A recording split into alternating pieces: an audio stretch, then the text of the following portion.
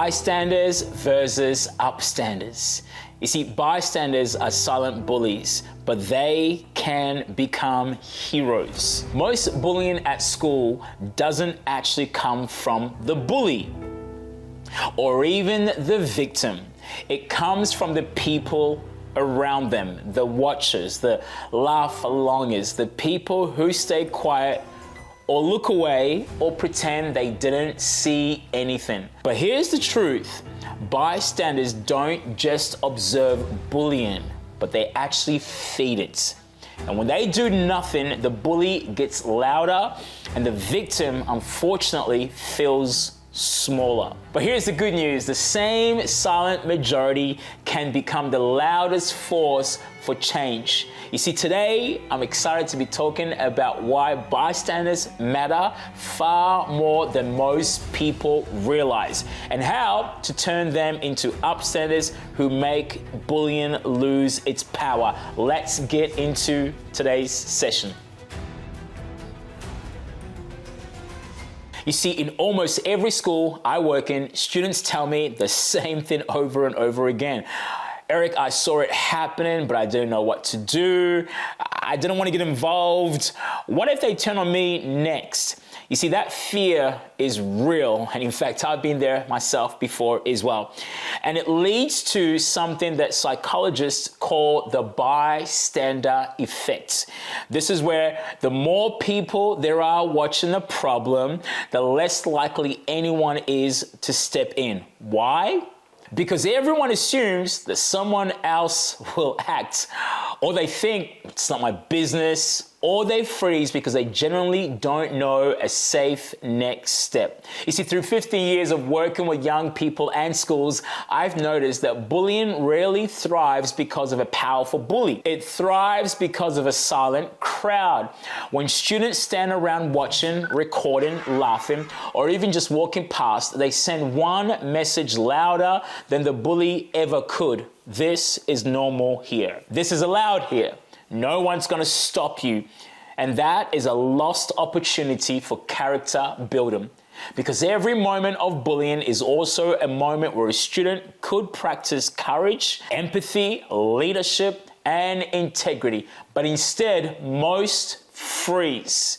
Not because they're bad kids, not because they don't care, but because no one ever taught them how to intervene safely. So here's a simple, practical Upstander toolkit. If we want bullying to decrease in schools, we don't start with the bully. No, we actually start with the crowd. We give the silent majority a toolkit, something simple, memorable, and safe so they can actually know what to do in the moment.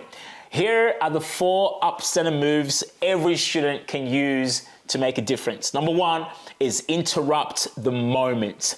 This, I reckon, is the safest and easiest step. Students don't need to fight the bully, they just need to break the pattern. As simple, hey man, can you help me with something? Or come sit with us. Or even dropping an object to cause a distraction, because disruption stops momentum, and momentum is what bullying feeds on. Number 2, support the target. Sometimes the most powerful moment happens after the incident. Sitting with the student, walking with them, saying, hey man, or hey girl, I saw what happened, you didn't deserve that. Or words like, you're not alone. Maybe that can also be through text as well. This builds belonging and resilience. You see, victims don't just need rescuing, they need reassurance that they still matter in the school community. And my 3rd point, confront the behavior if safe. This doesn't mean arguing or fighting. It means calmly saying things like, hey bro, that's not okay. We don't do that here. Leave them alone. And only if it's safe. Sometimes one confident voice can reset a whole group, because bullies thrive on approval. And the moment the crowd stops approving, the behavior loses its power. The 4th step, report it to an adult. You see, reporting is not dobbing, reporting is actually protecting.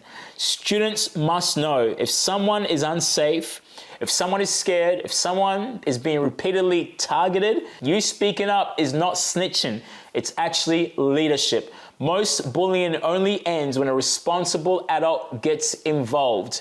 Here's what happens when students learn the Upstander toolkit and begin to employ this in schools.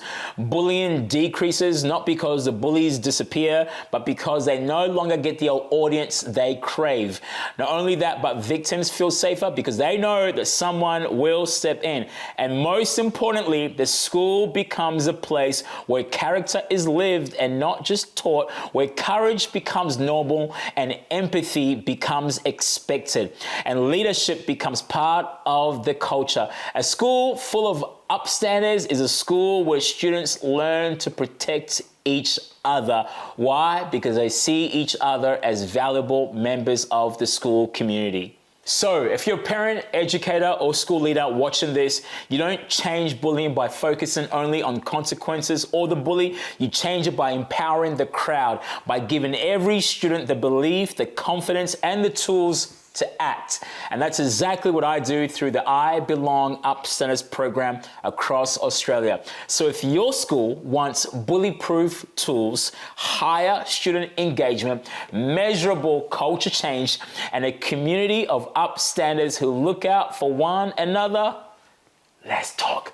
Book my anti-bullying and Upstander workshop for your next school term. The link is below. I'm so passionate about this work because I know that bullying doesn't stop on its own. It stops when the silent majority becomes the courageous minority, and then the courageous minority becomes the culture. Thank you so much for watching. I'll see you in the next one.